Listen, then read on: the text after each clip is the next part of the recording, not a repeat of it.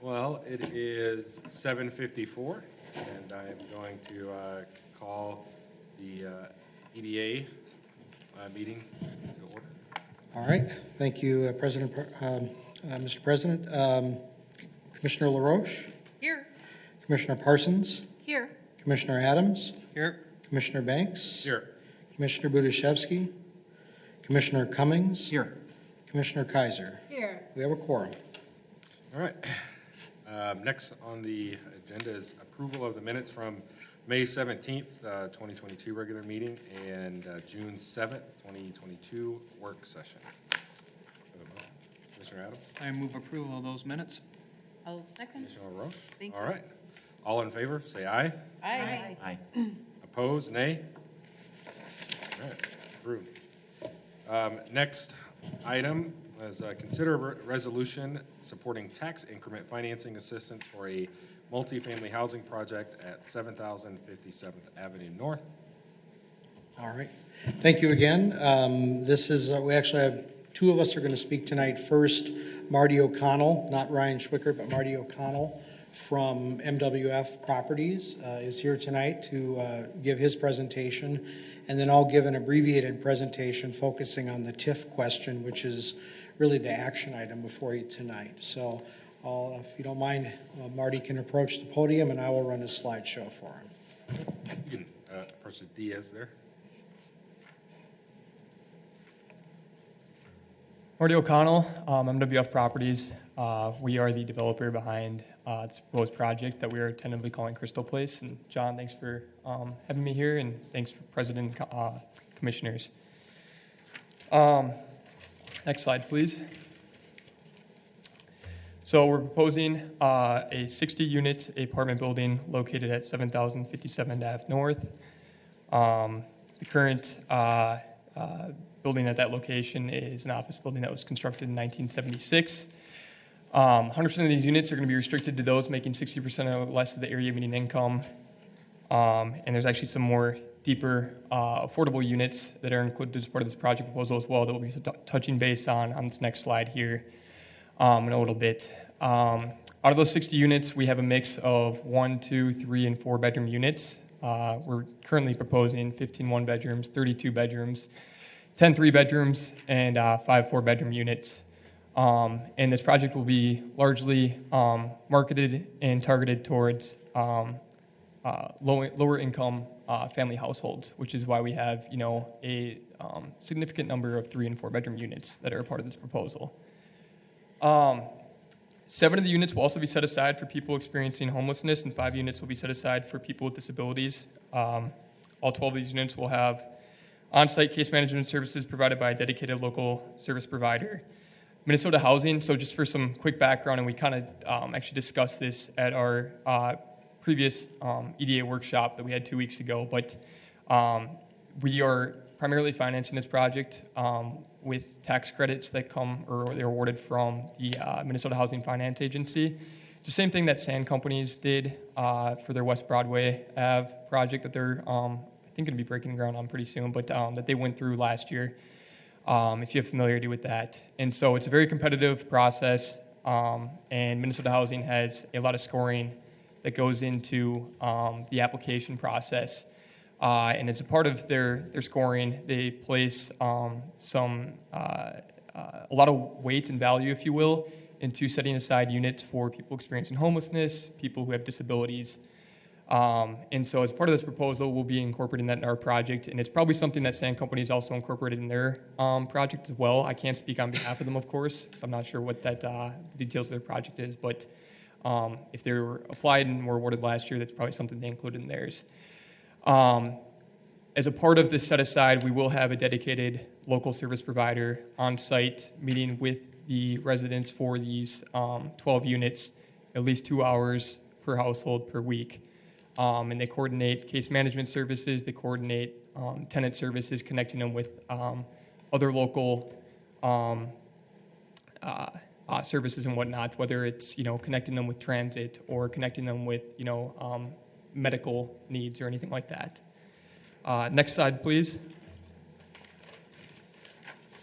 This is kind of a breakdown of the income restrictions that we're working with or we're looking at with our proposed project here. At the bottom there, you can see 6 of the units, so 10% of the units will be affordable and restricted to those making 30% of the area median income. 36 units will be restricted and affordable to those making 50% of the area median income. And 18 of the units will be restricted and affordable to those making 60% of the area median income.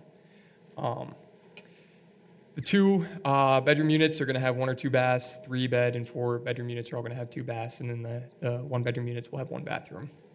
Next slide, please. Here's the project location and overview. It's just north of the Crystal Shopping Center and located at the corner of 57th Ave and Kentucky Ave North. It's very well located for higher density apartments and especially workforce housing. It's well connected to transit with bus transit going up both West Broadway Ave and Bass Lake Road. I know it's only proposal at this point, but that Blue Line light rail extension off of Bass Lake will also be about a half mile from this project site, allowing residents to either walk or bike to the light rail station and bringing them to downtown Minneapolis or Brooklyn Park. Obviously, that's just a proposal at this point, but you kind of get the point I'm trying to make there. And there's a lot of amenities in the area. There's a lot of shopping. It's a very walkable area, if you will. So next slide, please. Here is a overview of our site plan. This is just, a concept at this point. Obviously, things might change between now and, if we do actually get awarded the tax credits and move forward with this project. It'll obviously have to get, right now, the zoning is commercial, so we'll have to rezone to the Town Center Plan Development District, and so we'll have to go through an entitlement process for site approval. And as part of that site approval process, I'm sure there'll be some changes to the site plan based on feedback, based on, a neighborhood meeting that we'll have to hold, things of that nature. It is, speaking specifically on the site plan, we're looking at a 4-story building, 60 units, as mentioned, 68 surface stalls and 52 underground stalls. So we'll have a total of 120 parking spaces, which is exactly at a 2-to-1 parking ratio. So we, plan to be able to sufficiently have 100% of the on-site parking, on our site and not spill over to the street. There'll be a tot lot or a small playground located, as of now, it's shown on the site plan in the northwest corner. Bike racks, things of that nature, and then fully enclosed underground parking. Next slide, please. Here is a rendering of the project, and so the top elevation just shows it looking, it's the south face of the building, but it's looking north, if you will. So if you're looking at it from, I believe it's Jersey Ave North and 57th towards the building. Again, 4 stories, and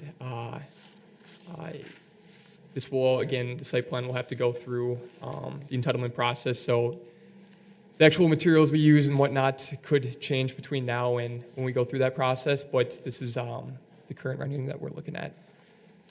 Next slide, please. Project amenities. So all of our tax credit projects are very amenitized and they're high quality.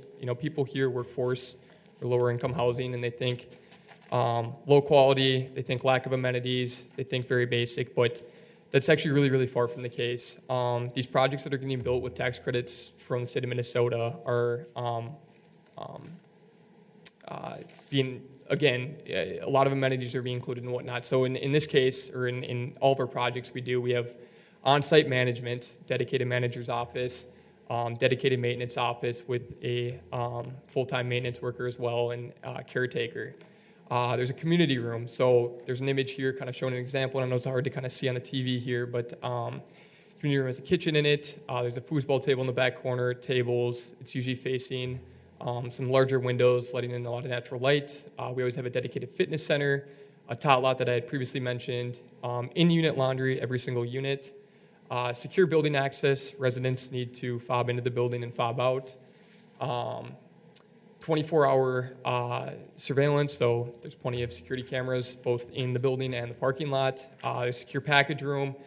Underground parking, as I'd mentioned, dedicated bike racks, and then we also like to incorporate a lot of green features. Again, this is also a heavily valued item for Minnesota Housing, so we'll be complying with the 2020 Green Communities and 2021 Minnesota Overlay, which is just basically making the project solar ready, and we do like to actually incorporate solar panels on our projects if we can. We've been doing it a lot on our recent projects. LED lighting, low flow fixtures, recycling chutes, and receptacles throughout the building, as well as like water sense irrigation. So if it's raining outside, the irrigation system won't be running. Things of that nature. Next slide, please. So here's a couple examples on these next two slides of some recent projects we've done. Boulevard is probably our nearest project, located in Mounds View, Minnesota, opened up in 2019. Thomas Ave Flats is one that we completed in the Midway area, close to the soccer stadium over in St. Paul, Minnesota. And again, on the right-hand side, you can kind of see some amenities that are included in those projects. Next slide, please. Again, 4 more examples here. Harvest View 1 and 2 were done in Rochester, Minnesota. Vista Ridge was in Waconia, Minnesota. Amundsen Flats, which is on the bottom left, was completed in 2021 down in Edina, Minnesota. And we also completed one this past year in Eagan called Lexington Flats. And all these projects are very similar size, scale, and scope that we'd be proposing for this Crystal location. Next slide, please. So this kind of gets to the reason why we are here today, and why I'm presenting on behalf of this proposal is the tax incremental financing that we'll be asking for support on for this project. Before I get into these 2 quick points here, these projects being workforce housing are naturally charging rents, and they're restricted to charging rents that are below market rate rents, what are actually achievable, obviously because they're designed to be affordable for people who have lower incomes, households who have lower incomes. And so naturally with that, you have a financing gap that's not fully covered by the tax credits that get awarded from Minnesota Housing. Minnesota Housing actually puts a cap on the amount of tax credits they can award per project. And so with our current numbers that we have for this project proposal, we're facing a financing gap of about $1.26 million. All of the projects we've done, 9% tax credit projects, it's very, very typical and ordinary for them to have a financing gap, so this is obviously of no surprise. And we looked through many different ways to fill that gap. So one way is obviously through the use of TIF. And so, a 10-year TIF note, which is being considered here today, it will provide $375,000 of assistance that will help to fill a portion of this remaining financing gap. It's only about 30% of the gap, and I shouldn't say only, that's certainly a significant amount. And it's only, I should say only though, it's only 2% of project costs, so it's not a significant portion in terms of the total project cost, but it's certainly an important piece in filling this gap. And we're going to need essentially all the sources we can get to make this project come to reality and put it on this site and bring some more affordable housing to the city of Crystal. The second reason is due to scoring, and this is a really big point with Minnesota Housing. Receiving local contribution is crucial in securing an award of tax credits from Minnesota Housing. The agency awards up to 26 points for projects that secure local funding or contribution. In the application, it's known as financial readiness and other contributions. There's kind of 2 categories that get added together. The reason why they place so much value in this is because they see it as like an all-hands-on approach to creating more affordable housing. They want to see their tax credits go farther, and they don't want to see their tax credits fully fund a project. They want to have, they want to incentivize, if you will, local cities, local counties, what have you, and providing financial support for these projects and making them happen. When that happens, they're able to make their tax credits go farther, do more work, and they can build more projects. They can build more workforce affordable housing.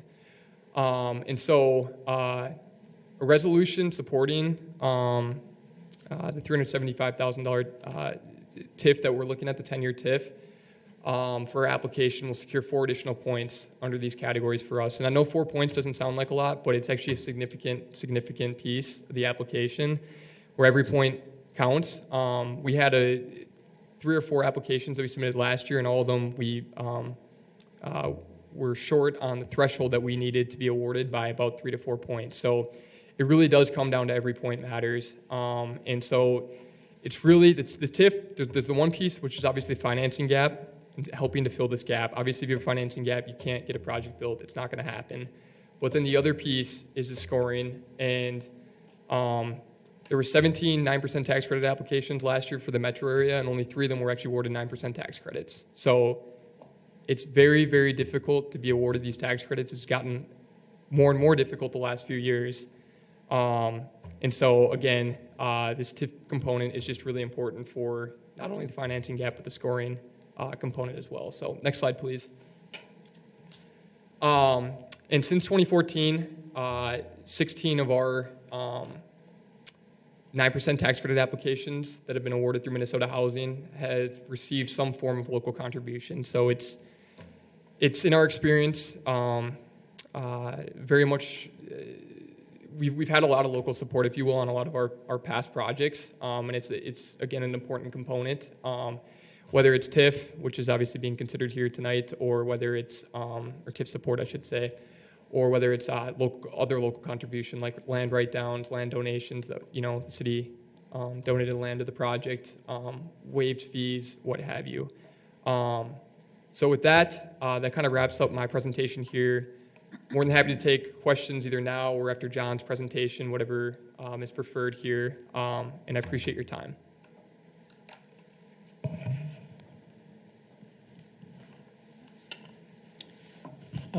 Mr. President, I'd recommend that if the EDA members have any questions for Marty, that they go first, because you've already sort of seen my presentation 2 weeks ago. And Marty may be able to answer questions that we were not able to answer at that meeting. Question, how many parking spots are in the underground parking? There's 62 surface stalls and 58 underground, so a total of 120 parking spaces. Okay. And maybe this question for John. What's like our parking minimum? Is it 2 spaces per unit, or I'm not quite sure. You know what I mean?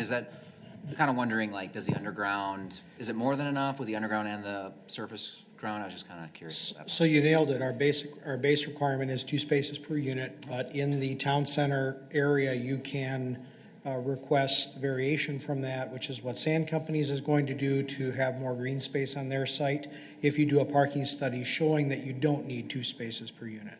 So we do have some flexibility as the City Council, the Planning Commission and the City Council have flexibility to not hold them to the 2 spaces per unit, but that's always the starting point.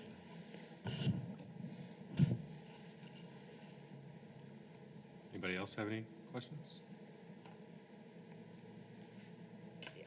I'm happy to hear that. I was just looking at the surrounding area, and my first question was, not a lot of green space for, kids to play.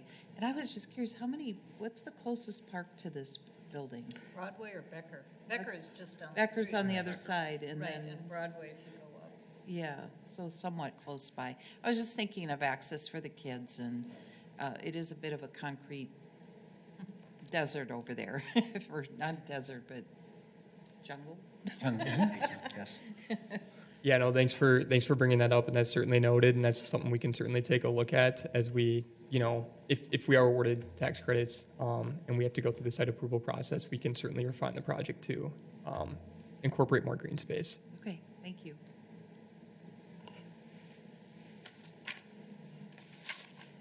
Anybody else? No questions. All right. I don't have any. No? Thank you. Thank you.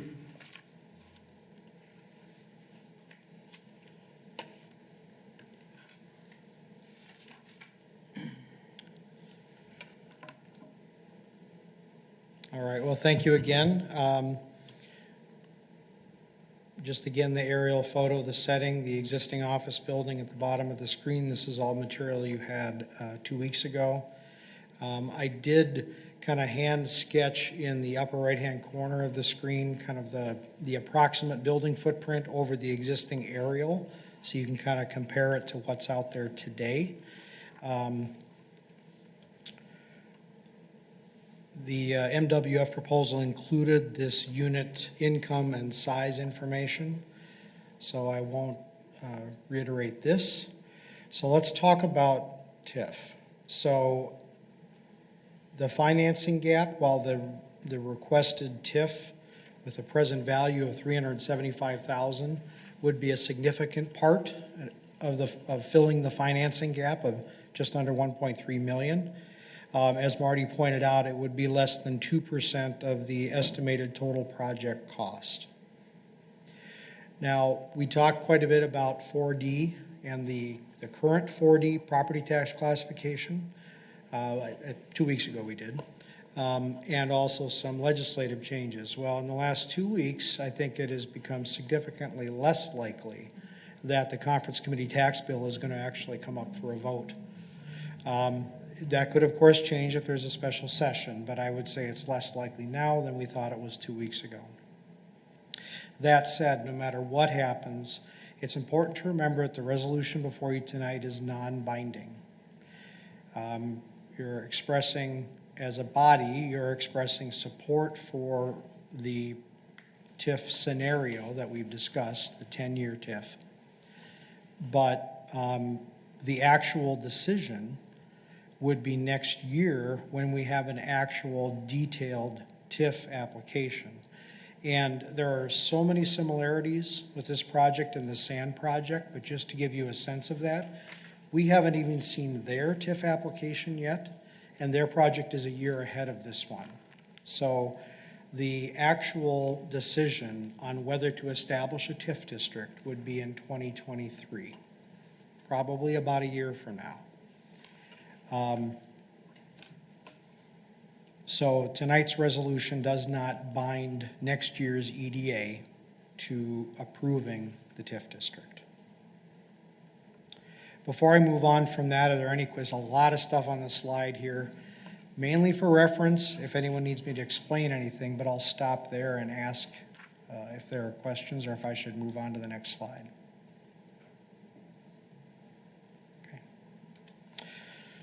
So what happens after the TIF district expires, year 11, after the development is fully up and paying taxes? Well, current 4D is kind of this middle one here. The city portion of the property taxes would increase by just over $22,000. So that's not a huge amount, but it is significant in terms of compared to what the property is paying now. And obviously for a market rate development, which is not in the cards for this site, at least as far as we know, market rate properties pay much higher taxes than 4D affordable properties, so that's why that number is so much higher. And again, at the bottom, I talk about the proposed 4D, which is a whole different question. And if the tax bill passes, we will have to have a conversation with you as a city council about whether you even want to approve any future 4D properties in Crystal, because that's what the tax bill would, that's the authority that the tax bill would give to cities. But that is not a thing yet, and it may not ever be. So for now, the current 4D in the middle is the assumption.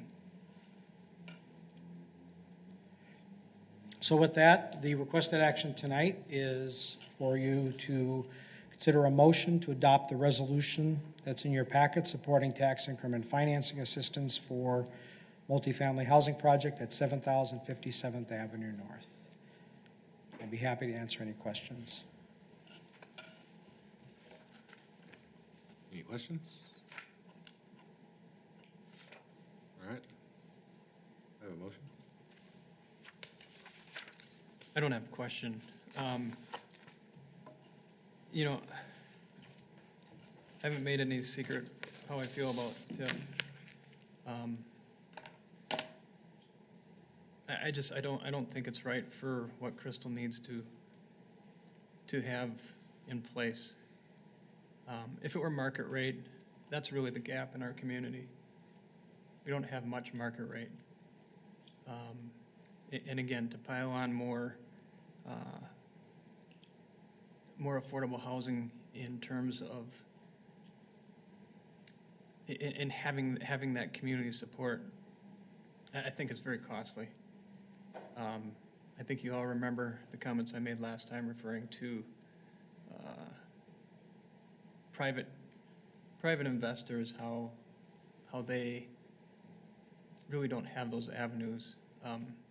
Affordable living or affordable housing is something that I do in a private way. And I do it in many different ways. I do it in the recovery community. I do it in transitional housing from homelessness to permanent housing. And I also do it for people transferring in from other locations. I basically have 3 different styles of affordable housing. I'm opening up a new one tomorrow in a different community.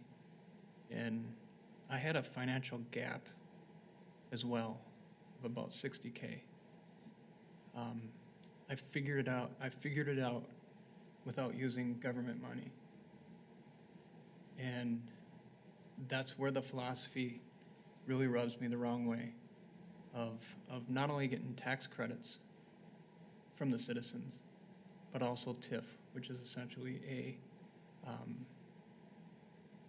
deferral of tax.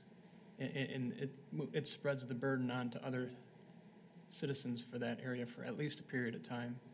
And it also takes the county money and defers that for a period of time. So there's something about companies getting in bed with government that truly rubs me the wrong way in a free market.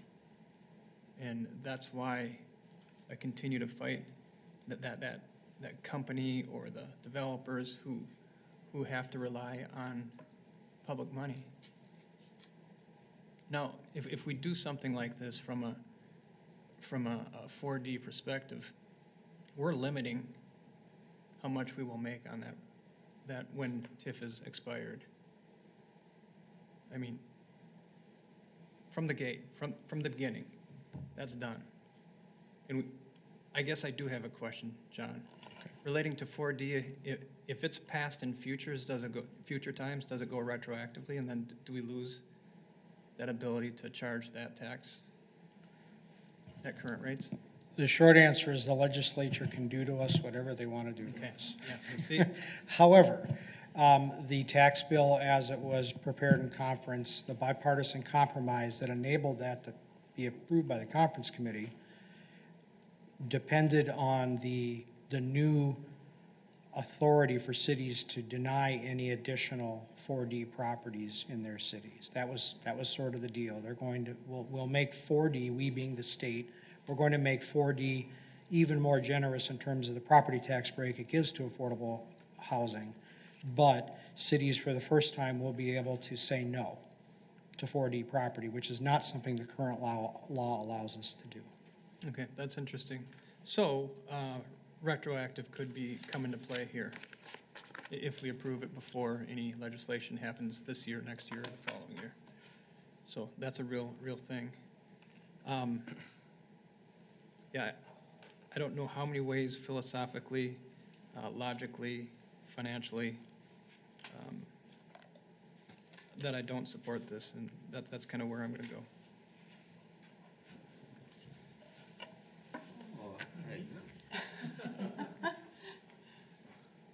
That's from the top, huh? From the top, let's start all over.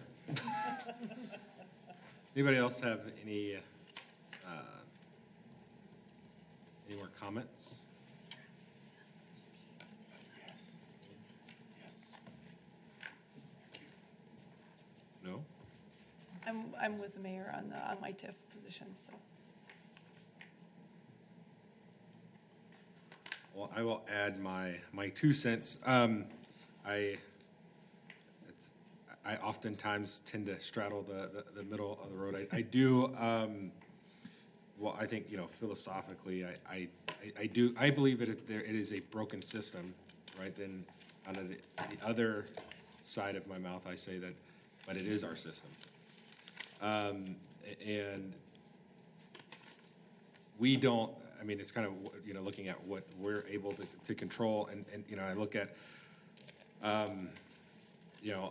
while I don't necessarily like it, right, I look at the aspect of, we still do need more workforce housing, not just, I think all over. We also need affordable housing. We need, look at rent rates are, continuing to rise, and things are becoming more unaffordable. And so we don't know what that looks like. But in the aspect of looking at like development, I tend to see when people are building, then,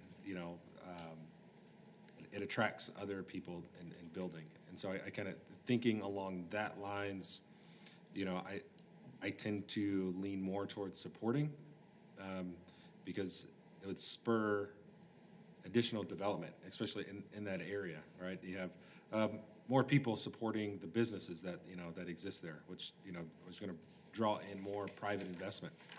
And coming from a personal background of someone, in my childhood, and having to rely on affordable housing, going from homelessness to needing somewhere to live, that all those things benefited, and look at where I'm at today.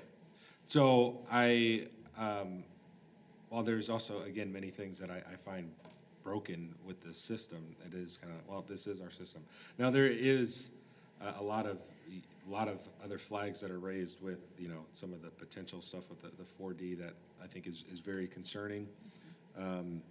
But, I don't think we have, aside from the Kavanaugh and the Sands Company project, we don't have any others in the city, do we? Mr. President, I believe the Kentucky Lane Apartments at 54th Avenue in Kentucky, I believe that is a 4D property. I'm not aware of any others. And I'm not 100% sure about that one, but that's the only one I can think of that is. Yeah, I think if we had a lot of these type of properties, it would be very, I would say, counterproductive, right? It's all, for me, everything's all about balance, and too much of one thing is never good. Were you also referring to possibly other projects that we've done in the city using TIF funds? Is that part of that response as well, other than just 4D? Well, I think more of the conversation was related around, around the 4D, not so much TIF. Okay. That's where we were going before you. Okay, all right.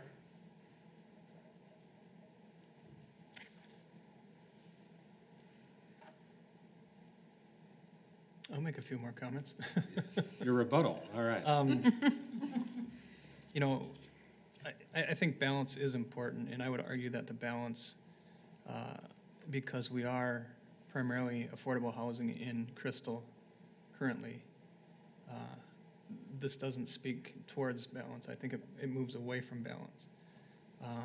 It's from a perspective, I understand what you said relating to 4D. There aren't that many 4D properties in town, so we don't have that much risk in the 4D arena. I get that. But at the same time, we have that opportunity cost that's leaving. These are spaces that can be redeveloped and are on the cusps of being developed. And I think it would be serving not only our taxpayers, but our community to have a more balanced stock of housing. Might that change over time? It may. But I don't think we're in any danger of becoming an Edina here, where we really have a gap for affordable housing. I think we're the opposite extreme, and I think it's important to keep that in mind. That we have challenges in Crystal in terms of having enough tax base to pay our own bills. That's why we're a net beneficiary for fiscal disparities, and we get other types of, I'm sorry, Ann, other assistance just to make our budget. And when you're in a situation like that, it's not a time to, I think, get rid of your inventory, get rid of your assets. I think it's important to allow that opportunity to happen down the road, rather than take it now. Both from the city perspective as well as the citizen perspective. I already spoke to that piece. I don't, the economy right now, in terms of affordability and things being tough, I kind of dismiss that in a little bit, because we're making a very permanent decision here. And hopefully this cycle will not, although I'm not sure I believe it, will be short-lived. So again, it's just a permanent decision based on arguing a temporary situation. I mean, we're going to be going through this up and down economically for many, many years, and I don't think that's the driving force.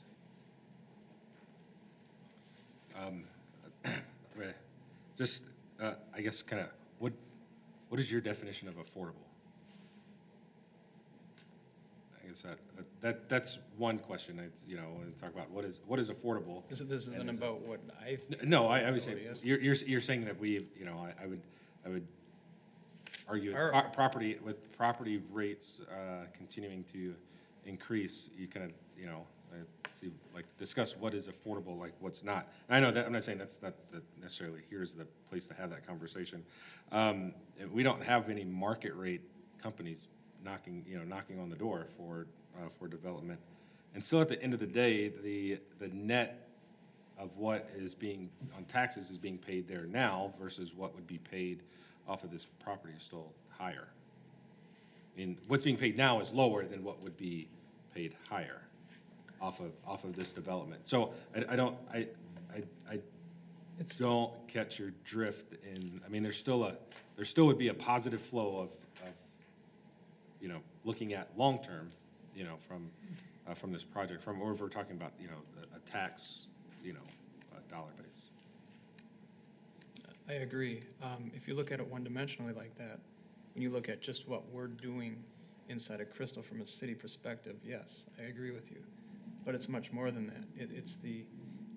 We're not calculating in the opportunity cost that could occur, and we're not taking it from a citizen perspective, which is something that I try to focus on. The citizens still have to come up with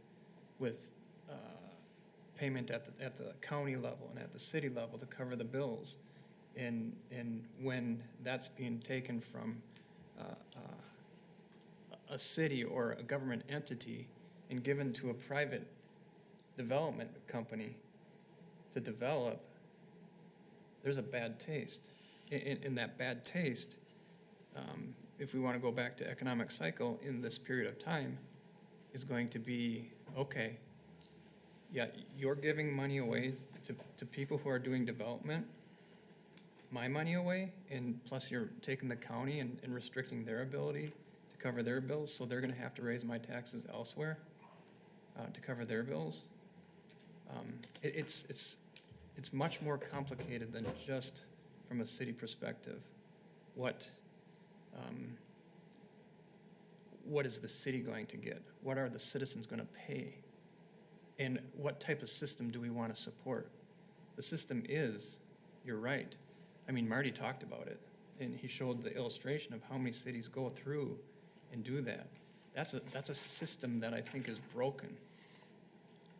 I think it's a system that isn't fair. I mean, quite frankly, when I look at Crystal and Edina, who needs more assistance in terms of developing? We do, right? Because we don't have the capability. But who's getting who's getting all the subsidies for low income housing? It's Edina. It's the more wealthy cities. So that's a broken system. That's a very broken system, and I don't want to support that system, especially when we as a city are in a position of receiving benefits from other cities around us, whatever that looks like. Commissioner Budiszewski? Have you, so, have you called for the motion? No? No, we're still. We're still in the we're- discussion we're- portion yeah, of it? We're in the discussion. We're getting ready to, but we're in that, that's Okay. where you walked in, Just the comment. curious if somebody had already made that motion. And- Not yet. Not yet. Okay. Did you have any comments that you wanted? No, Okay. well, I think pretty much, I think you know exactly where I stand on this motion, so, yeah. Yeah. Commissioner Parsons? Yes, I have a question. So Kavanaugh has TIF. Is Kavanaugh TIF funded? Go ahead. Commissioner, yes and no. Okay. So we did use tax increment funds to kind of buy down the land cost, because if you recall, the city bought the whole property and then kept the east half as park and then sold the west half for the apartment building. But we had available increment from a different older housing district that we were able to repurpose into the Kavanaugh project. So we did not create a new district for the Kavanaugh itself. The Kavanaugh pays the full taxes, albeit 4D taxes, without any of it being diverted to a TIF district, simply because we had this surplus available from another district. It was kind of a one-shot deal. But they would have asked for a creation of a new district for their project. Yes, that's a very good point. If we had not been able to use those surplus funds, they would have asked for and probably needed a TIF district for that development to occur to make the numbers work. Also, it was a slightly different tax credit program. It was a 4% credits, so a little less generous than the 9% credits. But yeah, I'd say that if they would have asked for a TIF district for that site had we not had the surplus funds.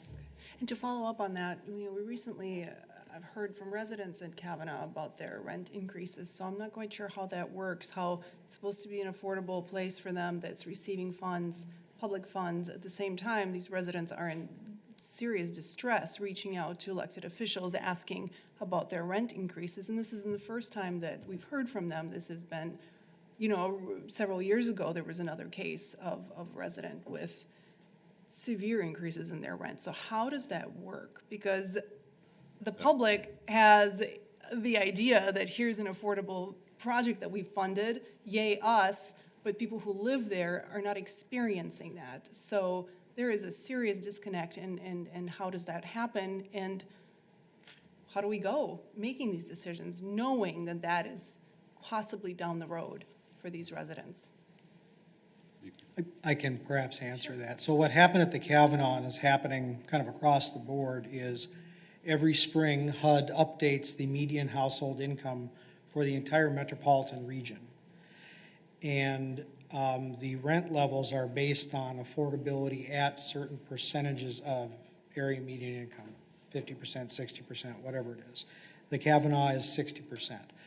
The regional median income that they announced about 2 months ago, HUD did, was about 12% higher than it was the year before. And that, of course, then everything adjusts up based on that median household income for the Twin Cities metro area. I'm not saying it's fair or right. It's kind of a very broad brush way to determine housing affordability, but that is the way it's done. And that is why the rent increases were also, I think, roughly around 12% because of the increase in median household income in the Twin Cities. Right. So to me, it's like there's the broken system, and propping it up can, it's a temporary measure. So these people temporarily experience an affordable home to live, but now where are they going to go? Because suddenly they're not classified within the previous brackets. So that's my kind of another stick in the wheel for me with.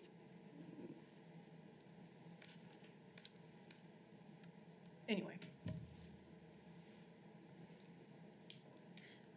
Brendan looks at me.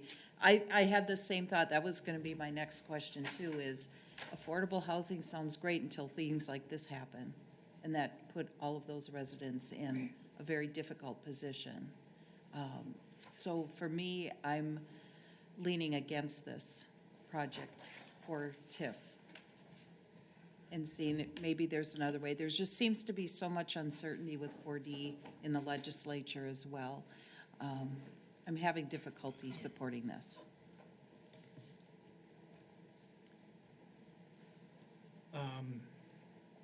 I think that there's other ways to participate, and I would be willing to do that, but not through TIF. You know, if there's some fee stuff we can forgive, I would obviously be open to that. I think it's so much less destructive in terms of both philosophy and actual opportunity out there. And thank you. That's what I was hoping for too. Are there other ways to make this work? I probably should address that, if I may, because our fees are already, let me back up. A lot of cities have park dedication fees that would apply even when there's no subdivision of land. We only do that when there's subdivision of land. So there would be no park dedication fee to be paid by this development. So there's nothing to waive there. We don't have any water access charges like a lot of suburbs do that we can waive. The only thing that we can waive in terms of fees are building permits, and that is revenue for the general fund. So there again, that revenue has to be offset by property taxes much more directly than diversion to TIF. So I would certainly we recommend exploring that if we had these other fees that a lot of other suburbs do, a lot of other cities do, but we don't have them in the first place, just the building permit fees. So. Thanks for the clarification. I think, going back to what was said earlier, there's no market rate developer beating down our doors on this project, or this particular piece of land.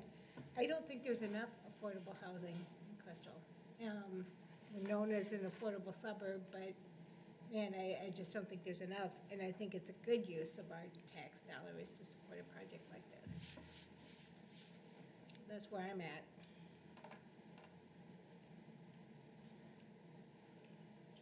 It's private property. I don't know what we're thinking we can dictate what we do there. I mean, at some point in time, that person, if they want to sell, they're going to come up with a decent price to sell at. Again, it's just part of the broken system. Well, does anybody have anything else? A lot of conversation here in this EDA. I think I guess also the biggest thing to consider, this is non-binding. So, I mean, I know while we're having a lot of philosophical stances on kind of, where we see where we're at with it, I guess that's the other thing. This is still in the exploration phase. There's still a lot of unknowns with what the legislature's doing and stuff like that, so which makes me feel a little bit better on the support side. And so,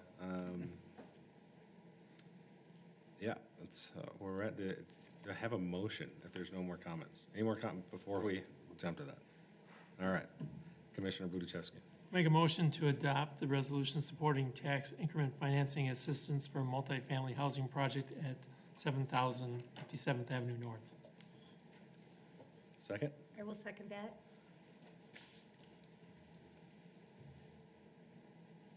All right. All in favor? Aye? Aye. Aye.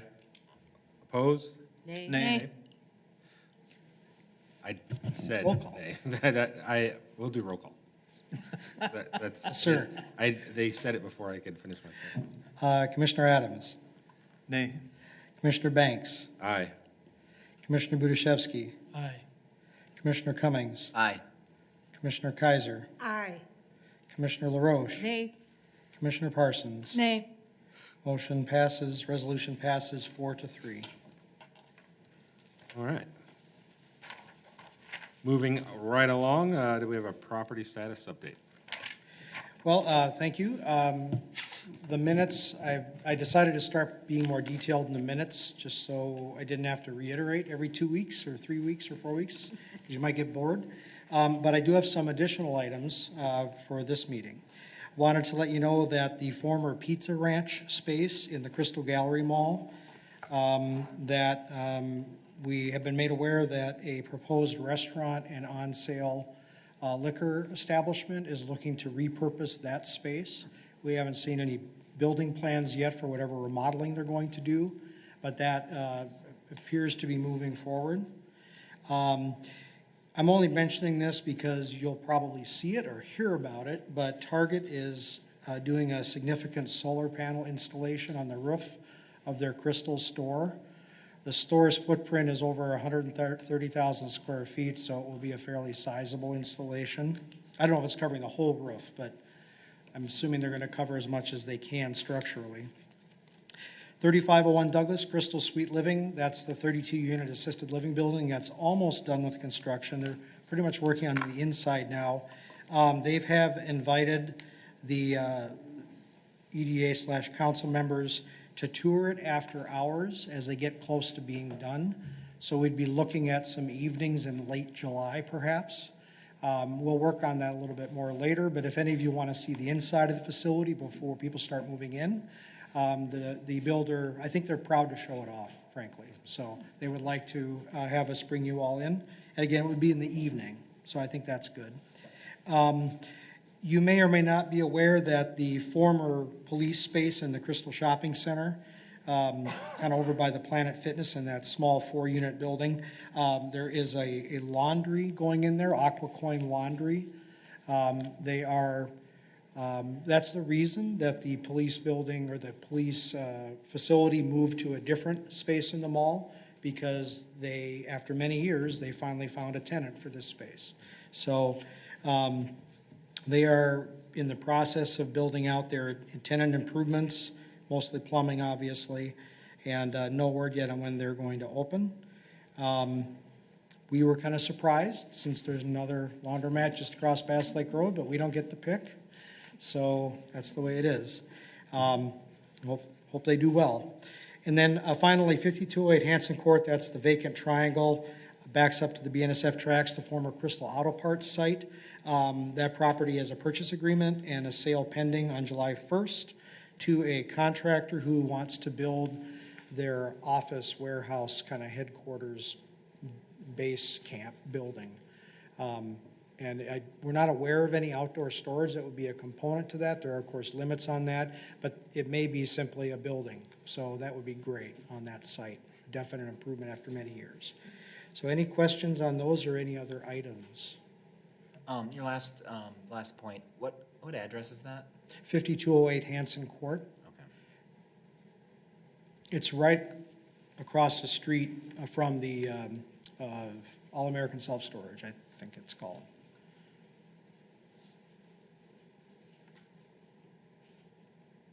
I guess we just talked about the Burger King place that everybody knows that's something's happening there now. Nothing since the last meeting, but we haven't seen building plans yet, but we know from their SAC, their sewer availability charge application, we did see a preliminary floor plan, and yeah, they're going to renovate. It's Hyder Investments is the owner. They own the McDonald's franchise in Crystal, and I think 10 other McDonald's around the Twin Cities. They're going to renovate it into their franchise, their office headquarters, and also have a training center there for new employees. So that building is going to look very different when they're done with it. And the Burger King, not the McDonald's. The McDonald's will still be there, so. And anything, I know, the irony. All right.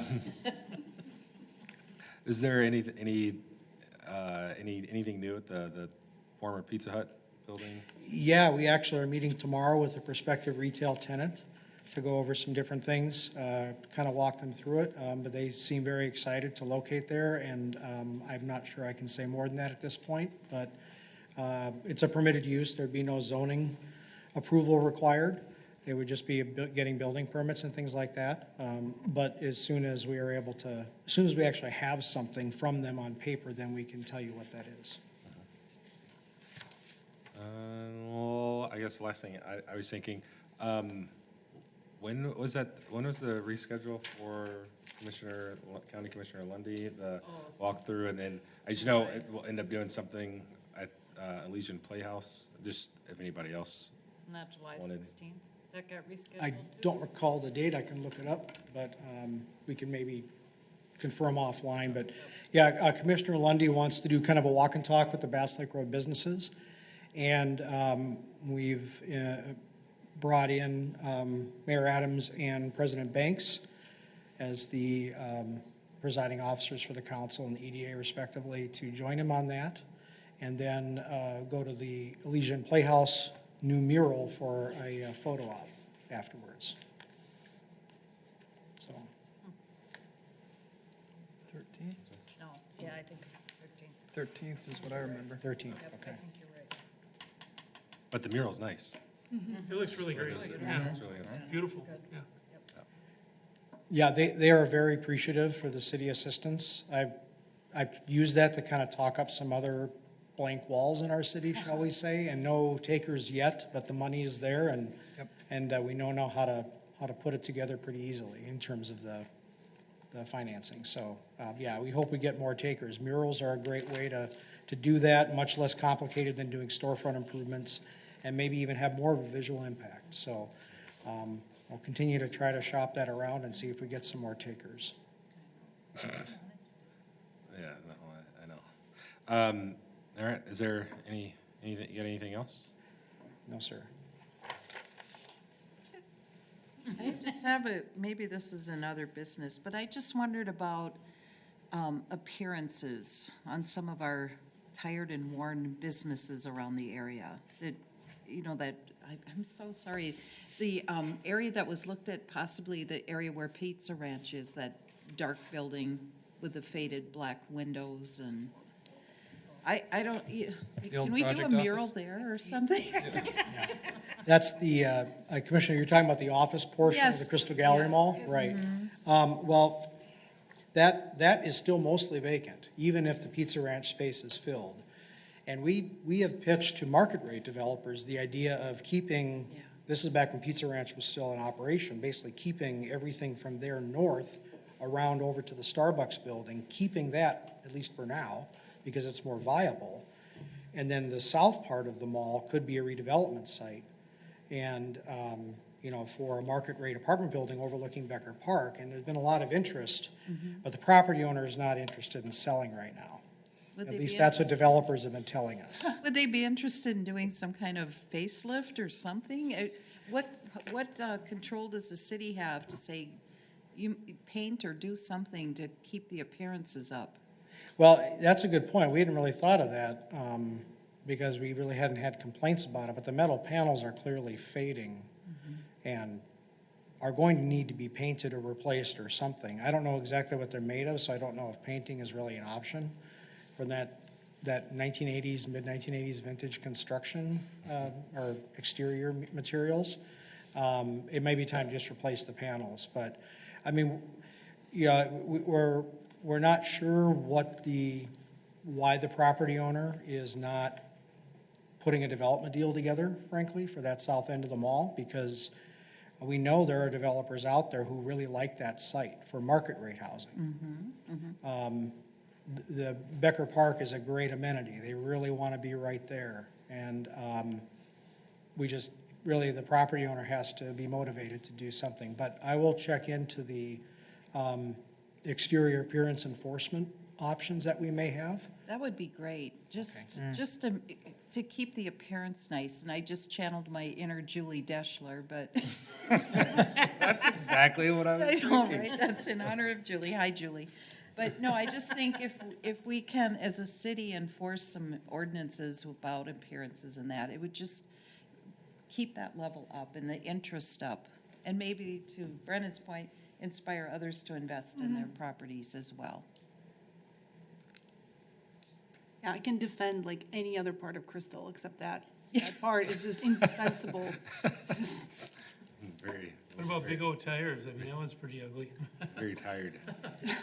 Well, I should mention that property is vacant, and we're not sure, well, it would also be a great redevelopment site, excuse me. Even by itself, a smaller apartment building might fit on there, believe it or not. But it would be better to incorporate that in with the Crystal Gallery Mall. No word yet on any potential user for that building. We don't know. But we do know that we have had some interest, and we have mentioned it to developers who have looked at it. So it, you know, you kind of, you make pitches to 30 different developers, and maybe one or two actually happen someday. But we certainly have tried to push that site in the Crystal Gallery Mall, because that corner, you know, between Target and Becker Park, basically, that right there is high impact central in terms of positive change and with development. So we'll continue to try to push that. Thank you.